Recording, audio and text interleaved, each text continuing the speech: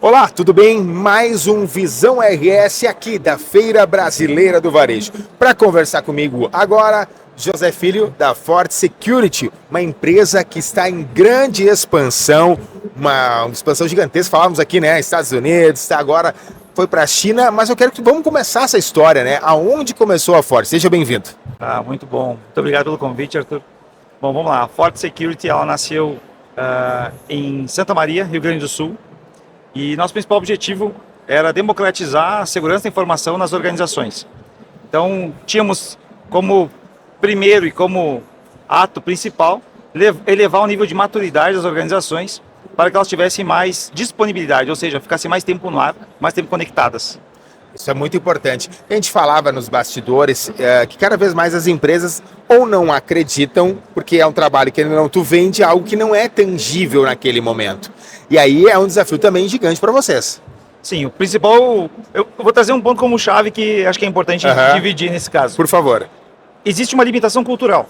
Certo. Então, muitas vezes nós chegamos nas organizações e o empresário, digamos que ainda em sucessão familiar. Vou trazer um cenário bem comum, Rio Grande do Sul, começando que a gente trocar... conhece, tá começando a assumir alguns movimentos. Certo. Só que o pai dele construiu o império, a organização, sem tecnologia. Porque não tinha tecnologia disponível naquele momento, também era outra situação. Perfeitamente. Não existia aquilo no momento, não existia aquela limitação. Sim. Ele já chegou nesse nível. Sim. Então ele entende também que ele ainda é o decisor e que, olha, se eu cheguei até aqui sem isso, por que eu vou precisar agora investir X, 2X, 3X em cibersegurança? Não, sem contar, José, que a gente também entende que são investimentos maiores. E aí como é que tu vai falar para aquele, vamos, né, um senhor de 50 anos que está passando para o filho que tem 20 e poucos anos. O filho já nasceu com o celular na mão, mas ele não. Perfeito. Então, primeiro que ele se depara com o primeiro caso. Preciso estar disponível, preciso estar conectado.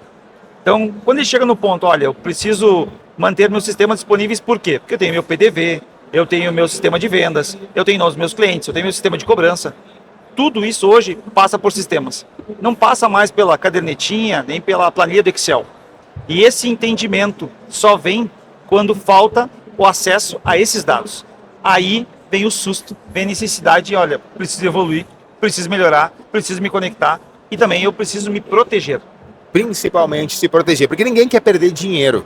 E aí as empresas que deixam de vender, as empresas que, por exemplo, deixam de receber os valores, falávamos aqui dos boletos que são enviados, um e-mail feito de fake, são golpes. Muitos golpes. E tem gente que fica o dia inteiro só praticando golpe, que é especialista nisso. Não, vamos lá. A inteligência artificial, os recursos, a tecnologia, a internet, o acesso, o YouTube, a disseminação da informação, ela também facilita com que as pessoas possam usar isso tanto para o bem quanto para o mal. Infelizmente. Infelizmente. Vamos trazer por esse lado. Porém, há necessidade, como evolução social, que se existe para o mal, eu também tenho que me proteger e também evoluir para o bem. E aí vem a responsabilidade, principalmente do empreendedor, do dono de um negócio, de quem tem acesso ou quem tem posse dessas informações e desses dados, enquanto há uma relação comercial nesse caso. Então, principalmente pela necessidade de preciso vender, ao mesmo tempo que eu preciso estar disponível para o meu cliente, para atender ele, como que eu posso fazer tudo isso sem tecnologia? É algo improvável. E quando eu colocar tecnologia, o que eu preciso fazer? Preciso proteger, do mesmo modo que você protege o seu estabelecimento comercial, a sua casa, do mesmo modo que você coloca 2 fechaduras na porta do seu apartamento, do mesmo modo que você constrói ou uma porta mais rígida ou uma estrutura mais protegida para a sua organização, você também tem que fazer isso no âmbito digital. Afinal de contas, é uma evolução, é uma tendência, a gente não vai andar para trás, mas há necessidade clara de evoluir tecnologicamente em qualquer negócio e também como sociedade, né, digamos assim. Como a Forte entra nisso tudo? Bom, o principal ponto da Forte é chegar dentro de uma organização e elevar o nível de maturidade dela. O que nós entendemos é que muitas das organizações elas têm uma necessidade muito clara. Elas precisam gerenciar uma infraestrutura de tecnologia da informação. Muitas das empresas entendem que o fato de ter o poder aquisitivo, eu posso comprar este equipamento para conectar minha rede, este link de internet, isso somente basta. Mas essa tecnologia, essa infraestrutura, ela exige uma gestão tanto quanto a tua gestão financeira. Então eu preciso organizar isso dentro da minha empresa para que isso possa ter uma performance coerente com aquilo que eu estou precisando, estou querendo entregar para o meu mercado. Então, nesse caso, eu preciso gerir os impactos, as quedas do meu link de internet, os travamentos de rede, aquelas perdas que acontecem dentro do meu negócio, aqueles travamentos que ocorrem se eu entender por que está acontecendo, seja na Wi-Fi, seja no meu computador, por que meus sistemas estão lentos. Então, a Forte entra para identificar esses pontos e, em muitos desses casos, as anomalias de problemas de performance que nós nos deparamos nessas infraestruturas estão diretamente relacionadas a cyberataques. Ou seja, há uma necessidade de proteger a organização para que ela tenha uma performance coerente com a necessidade de mercado e assim ela se torne mais competitiva. Isso é muito importante, e falar dessa questão da competitividade. Aí o empresário vai entender bem a questão, que nós estamos falando de valores, né? Você fez uma explicação excelente aqui, que fala dessa proteção, dessa necessidade. Ilustrando isso, é algo que fica te protegendo de ataques e golpes que acontecem diariamente e podem fazer uma operação de uma empresa chegar a um colapso. Eu tenho um histórico, né, de ter chegado à frente de um empresário e simplesmente ele chorou na minha frente porque ele não conseguiria voltar a operar devido a não ter acesso mais aos seus sistemas. Em 2017 nós tivemos o maior ataque, né, ransomware do mundo, onde foram mais de 230 mil sistemas em 150 países em 24 horas, um ataque devastador. E se trouxe uma estatística, pelo menos americana, que dizia que pelo menos 60% das pequenas e médias empresas que sofreram este ataque, não retornariam para o mercado nos próximos 6 meses. Nossa. Esse impacto é muito grande. Isso é um impacto inestimável, porque não é só o valor financeiro que tu deixa de receber, mas sim a credibilidade que tu não gera mais. E aí é muito forte. E a estrutura emocional? E esse empreendedor? Como é que ele se comporta depois disso? Que coragem ele tem de empreender novamente? Porque, não consegue mais. Afinal de contas, exigia uma expertise que ele não tinha. Será que ele vai buscar agora? Será que ele vai atrás desse conhecimento para poder sustentar e manter essa empresa? E isso é muito importante. E aí vem a Privacy 21. Fala um pouco mais sobre. Vamos lá. Porque eu quero entender, porque, de novo, José, esse assunto é interessantíssimo, né? A gente fala muito, tanto é que nós temos um canal que só fala de tecnologia, porque todo dia ela aumenta. Até vou engatar uma frase de um colega até de Cybersecurity. Não seremos dominados pela IA. Seremos dominados por pessoas que sabem trabalhar com IA. Perfeitamente. Bom, o Privacy 21, vou trazer o nome como a gente chama ele hoje. Claro. Né? É um queridinho, porque é uma plataforma, é uma metodologia que nasceu para ajudar as empresas a elevar seu nível de maturidade através da conformidade, da compliance. Em 2018 nós tivemos a proposta de lei, né, apresentada e aprovada da Lei Geral de Proteção de Dados. Em 2020 entra em vigência. Deixa eu só fazer um adendo aqui sobre a Lei Geral de Proteção de Dados. Extremamente importante, foi extremamente também necessária, porque estava todo mundo solto, a internet liberava tudo, tu dava lá um ano e já aparecia, e não havia um cuidado. Mas depois da tua resposta, eu quero já vou para tu engatar na resposta. Está correta essa Lei Geral de Proteção de Dados? Bom, vou concluir o Privacy 21 e vamos entrar nessa explicação que acho que é importante. Muito. Bom, o Privacy 21 entrou exatamente para ajudar as organizações a elevar seu nível de maturidade através da Lei Geral de Proteção de Dados. Então, nós usamos a Lei Geral de Proteção de Dados como alavanca principal para mobilizar a organização, as lideranças, em 3 pilares: tecnologia, jurídico e gestão. Unindo esses 3 pilares, convenhamos, será que em algum momento essas três posições, esses 3 pilares, sentaram numa mesa para discutir privacidade? Jamais. Então, aí entra um ponto para tentar responder agora a sua pergunta. Será que está certa a Lei Geral de Proteção de Dados? Será que isso ampara todos os nossos pontos? Vou trazer um comparativo bem interessante. Eu tenho especialidade tanto na GDPR, que é a General Data Protection Regulation, que é onde se baseou a LGPD, sim, quanto na própria LGPD. Então, vamos lá. Existem artigos na GDPR, na GDPR, onde há 1, 2, 4 páginas. 4 parágrafos já é o suficiente. Na LGPD nós temos uma linha. Então, esse ponto traz não só uma necessidade de evoluir isso, mas há uma abrangência de interpretação. Então, a tecnologia ela evolui para todo mundo. Sim, Então, para todo mundo. De forma igual, né? A tecnologia evolui para todo mundo de modo igual. Isso é igualitário. Você tem acesso ao mesmo dado. Claro. Aqui nos Estados Unidos. Jogou para a nuvem, cadastrou no banco de dados, se o banco de dados é público, fez um post numa rede social, todo mundo tem acesso a essa base de dados. A partir de agora quem autorizou isso? Com que base? Como utilizamos isso aí hoje? E a lei ela é um pouco ampla a nível de interpretação. Mas tem um ponto muito interessante. Nós temos uma sociedade frágil pela falta de cultura, que é questão de tempo. Como que a gente resolve isso? Com tempo. Sim. Então, estamos falando de lei europeia e América do Norte. Nós temos estruturas muito mais evoluídas, educacionalmente falando, pedagogicamente falando. Até porque, sejamos muito honestos, né? O inglês hoje ele é básico nas escolas, mas ele não é utilizado, né? Haja visto o tamanho dos cursos de inglês que tem aí hoje fazendo sucesso e muitos deles com resultados sensacionais. Mas a gente não tem a cultura da educação financeira e muito menos nós não temos a cultura da educação tecnológica. Então eu te falo, quando eu vejo um Senai, um Sebrae, uma universidade abraçando esses projetos, eu vejo que aí é o caminho. Mas veja um ponto, eu uso uma frase, vou deixar essa frase registrada nesse podcast agora que é interessante. Nós temos no Brasil um déficit cultural tecnológico. Nós temos o poder aquisitivo, nós podemos investir, nós podemos comprar, mas nós não sabemos usar ou não sabemos a real intenção daquela tecnologia. Vou enviar para a nuvem, vou enviar para uma rede social. Qual é a real intenção da rede social? É marketing. Qual é a real intenção daquele banco de dados? Qual é a real intenção de armazenar meus dados na nuvem?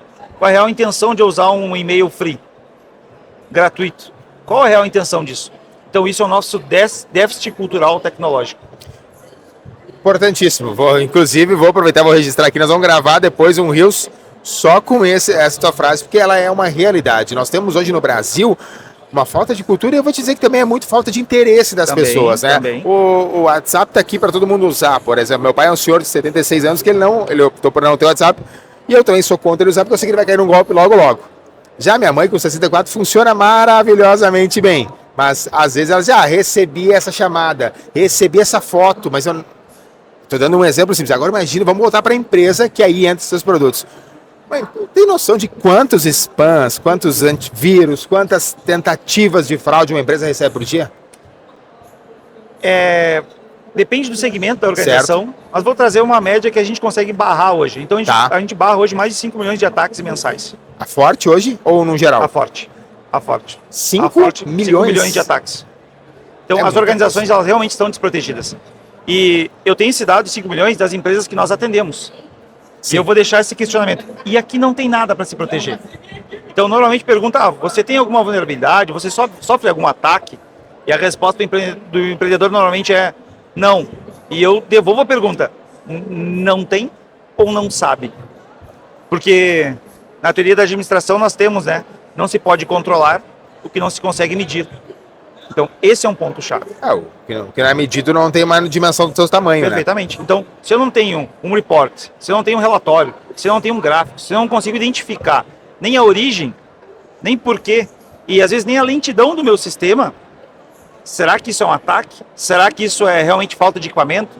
Será que isso é defasagem de equipamento, de tecnologia? A gente responde isso dentro da Forte hoje. Aí é uma questão, né? Dentro da sua empresa, e aí eu vou usar os outros exemplos, né? E vou entender um pouco mais o Privacy 21, de que maneira ele consegue ajudar as empresas de verdade. Perfeito.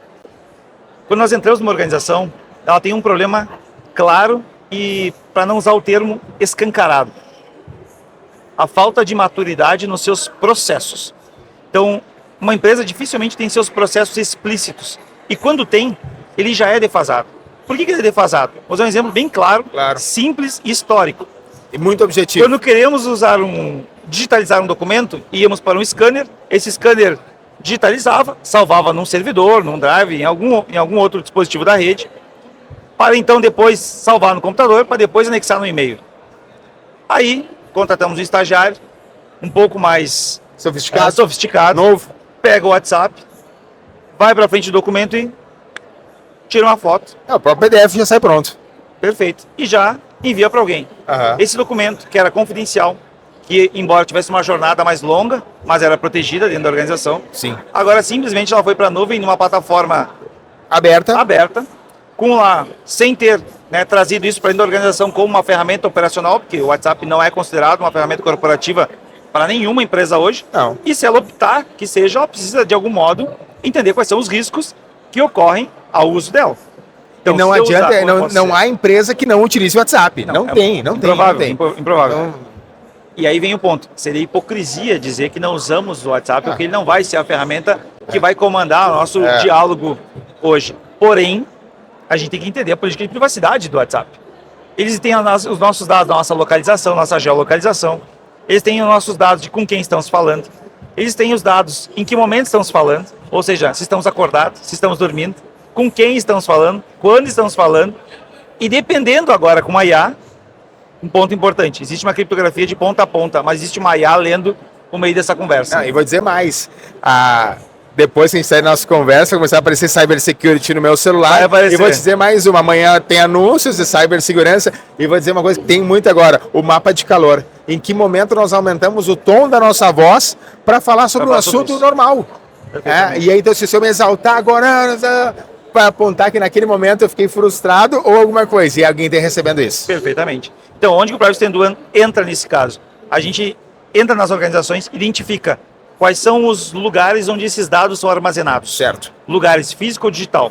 Sala de arquivo morto ou arquivo permanente, né? Gavetas, armários, pastas, sistemas de e-mails, drive, todo dado, como ele é armazenado dentro da organização. No banco de dados, onde que ele fica. Depois nós temos que mapear o fluxo de dados dessa organização, ou seja, o ciclo de vida. Quando ele entra, ou seja, cadastro de cliente, por exemplo. Quando é cadastrado o cliente... normal da empresa. CRM, ótimo exemplo. Então, lugar, CRM, processo, cadastro de cliente. Que dados eu coleto? Todos. Beleza, pego todos os dados. Eu preciso da foto. Foto é um dado sensível hoje. Tem uma classificação de dado pessoal e dado pessoal sensível. Cartão da CNPJ, foto. Perfeito, vamos lá. CPF, dado pessoal. CNPJ, dado público coberto, né, pela lei de acesso à informação. Sim. Ou seja, não tem um problema com a LGPD, porém o CPF sim. Eu preciso do CPF para poder emitir uma proposta comercial? Talvez não, mas para redigir o contrato sim. E aí tem uma outra questão que é um ponto importante que eu estou observando agora, várias empresas que estamos atendendo, principalmente as grandes, eu tenho que mandar um extrato bancário. A minha movimentação bancária, eles têm que saber se eu tenho condições de manter a minha proposta com eles. Vou trazer uma pergunta. Tem que? Né? Será que a gente tem que? Não. Ou a condição é a troca? Você me libera crédito ou você me libera essa exceção se eu liberar essa informação? Sim. Sai o balcão da farmácia, quando alguém te pede CPF, comum esse ponto, né? Vou chegar na farmácia... Eu descobri o porquê, mas eu vou ter que te falar em outro momento. Vamos lá. Mas eu quero um desconto. Beleza, quanto vale o seu dado? Quanto vale o seu CPF? 5 centavos, 10 centavos, R$1 no remédio? Quanto você vai me dar de desconto? Não, primeiro você tem que me dar o seu CPF para depois eu dizer quanto você vai ganhar de desconto. Não, aí também já não... É uma conta que não fecha. Então, a todo momento, nós temos que tomar uma decisão quanto à proteção dos nossos dados. E entender o risco que é. Quando alguém diz para mim assim, José Luiz, chega até a mim e fala, José Luiz, eu não vou, né, fornecer os meus dados. Ótimo, você não vai. Não. E quando você tira a foto daquele contrato, daquele documento, você coloca no WhatsApp, manda para alguém, compartilha. Então, há uma proteção que, de algum modo, ela vai... É inevitável você conseguir correr riscos. Não existe, eu costumo dizer o seguinte, não existe o risco zero, nem 100% de segurança. A gente tem que trabalhar em grandezas matemáticas distintas, com comportamentos distintos, mas para poder atender esse cenário. Porque, de algum modo, a gente está descoberto. Nós estamos descobertos o tempo todo. Cabe a nossa capacidade de entender, interpretar, para não chegar ou ainda para superar aquele nosso déficit cultural tecnológico. É muita coisa, né? Bastante. Considero que tem bastante coisa. Mas tem quem ajude, hein? Aí tá. Isso que é verdade. E além dessa ferramenta, alguma outra que vocês estão trabalhando sobre? Sim. Nós identificamos, diante da pandemia, nós deparamos com um problema muito grave, que era a falta de equipamento, ou seja, de hardware, em território nacional. Não tinha importação de hardware. Sim. Nós trabalhávamos com muitos players de fora do mercado, muitos fabricantes de fora do Brasil. O que nós fizemos? Sentamos diante de uma situação, tínhamos alguns projetos para fazer entrega, algumas empresas não pararam nesse período. Nós tomamos a seguinte decisão: vamos desenvolver nossa própria plataforma de cibersegurança. E nós desenvolvemos uma plataforma chamada Scaler, Ethernet Scale Controller, controlador escalável de rede. E graças a Deus, há muito trabalho, há muito empenho, a gente vem ganhando uma certa notoriedade. Isso é importante, né? Quando tu tens o teu trabalho visto. E aí, notoriedade não é exposição, Não, né? não é exposição. Longe disso. Bem disso. É credibilidade de serviço entregue. Credibilidade, serviço entregue e capacidade de entrega de solução de problema. Resolver o problema do cliente. Na verdade, o cliente ele não compra o Zé. Perfeitamente. Ele não compra o Arturo. Mas ele compra aquilo que eu e tu ofertamos a ele e que ele acha que vai ser a solução. Teste do cliente normalmente é o seguinte: vamos pegar varejo, exemplo que está acontecendo aqui hoje, na Feira caso Brasileira. do varejo. Um cliente me chamou uma vez até a sala das câmeras. Me mostrou uma pessoa deixando o carrinho cheio, carrinho de compras cheio e indo embora. Por quê? Estava sem sistema no momento do pagamento. Qual é a frustração que ele tem? Ele tem que liberar um funcionário para ele ir lá, tirar os itens daquele carrinho, ou seja, isso tem que ser rápido, porque pode ter algo lá que está gelado, congelado. Pode estragar. Pode não perder, pode acabar estragando. Ali eu entendi uma situação. Esse é o problema de negócio do meu cliente, supermercados. Como que a gente resolve isso? A gente mantém o supermercado no ar. Nós criamos um sistema dentro do Scaler que em 1 minuto ele faz a troca de qualquer link de internet, mantém funcionando e mantém a performance. Você não perde mais um carrinho no supermercado. Ele troca o link da internet de um para o outro. Ele deixa de um para o outro, caiu o link, teve problema de performance a gente resolve. A gente mede legal, tanto a disponibilidade do link de internet quanto a qualidade do link de internet. E a gente faz isso com muita precisão. A gente é muito cirúrgico nesse processo. Então, a partir desse ponto, nenhum cliente nosso mais deixou ou perdeu um carrinho de compras dentro do mercado. Eu gosto de trazer esse dado estatístico. Eu já tenho um universo para falar contigo em paralelo, porque ontem fechei com uma rede de supermercados, um outro, e aí nós falávamos isso, e aí no questionamento ali, eu trabalho com o marketing, né, no mercado, eu disse, olha, não adianta, o que vende é a oferta. É a oferta, tem que estar lá no outdoor, na frente do mercado, hoje o pão a 50 centavos, o feijão a 1, porque aquilo vai despertar, daí logicamente que na tua colocação do mercado, vai botar lá atrás, as pessoas vão passar pelos corredores, e nós temos que montar gatilhos para chamar a atenção das pessoas para que elas comprem. Só que daí eu falei assim, de nada adianta encher o carrinho e chegar no caixa e começar os problemas de novo. E esse é um problema. E esse é um problema histórico. Problema histórico. Quantas vezes não só no mercado, né? Não, e acontece o seguinte, pessoal, olha, parou o sistema, não, vem com aquela maquininha. A taxa daquela maquininha é maior. Ou seja, já saiu da previsão. A previsibilidade já acabou. O lojista vai te vender porque ele quer que não pare o negócio, mas ele está tendo prejuízo. Eu vou trazer um que é mais legal nesse ponto. Vontade. A gente reduz o custo da empresa de entre 60% e 70% quando troca para a nossa tecnologia. Olha aí.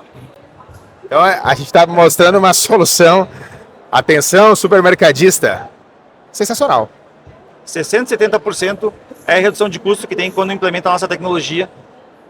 Imagina, melhora a credibilidade com o teu cliente, aumenta a performance da tua rede, aumenta a tua disponibilidade, aumenta a qualidade tecnológica e aumenta o nível de maturidade. Vou dizer que é um nível de varejo de alto nível. Por isso nós estamos na Feira Brasileira do Varejo. Posso chamar já de Zé Luiz, né? Acho que daí, cara, sensacional o papo. Acho que a gente vai muito além assim. Mas eu quero que tu foque bem aí na câmera e diga para aquela pessoa que está na dúvida sobre a LGPD, sobre a sua proteção, do que ela realmente precisa e também se importa o tamanho da empresa. Nós falamos aqui de supermercados, mas eu garanto que isso aí é um supermercadinho pequeno quer, que ele não quer deixar de vender. Perfeito. Bom, você que é supermercadista, que é do varejo, e que entende que, de algum modo, quer se tornar mais competitivo, quer continuar no mercado, quer evoluir, precisa passar pela jornada de adequação à Lei Geral de Proteção de Dados. Não é sobre lei, é sobre maturidade, é sobre competitividade, é sobre estar mais tempo no ar, é sobre tomada de decisão, é sobre o uso melhor das tecnologias, é sobre amadurecimento e retorno financeiro e econômico. A LGPD não tem nada a ver com uma questão burocrática ou de um período longo para poder fazer adequação. Se alguém falou isso para você, você não conhece a Forte ainda, porque a gente tem uma solução perfeita para poder entregar para você e resolver seu problema num curto espaço de tempo, com alto nível de performance, com alto nível de tecnologia e de forma rápida, prática e com um time excelente de profissionais altamente qualificados, nacional e internacionalmente. Maravilha, Zé. Sensacional, prazer te conhecer, conexão, né? A feira nos trouxe conexões, falávamos isso antes, né? É um público nichado, gosto muito de feiras e eventos, estou em todas que eu puder. Vamos nos encontrar também no Gramado Summit, algumas ideias paralelas. Obrigado, explicação sensacional, porque a LGPD, ela quando fala em lei, as pessoas já, não é comigo. E aí nós vamos entrar num outro papo depois dos DPOs, dessas empresas que são profissões que caíram no colo dos advogados, porque ninguém queria falar de lei, mas não é assim. Ela é muito mais simples e precisa ser resolvida. Mais uma vez, muito obrigado comigo hoje. Conhecemos mais da Forte, que trabalha com cybersecurity, que é interessantíssimo e totalmente necessário. Perfeito. Obrigado, Arthur. Logo mais voltamos com mais um Visão RS.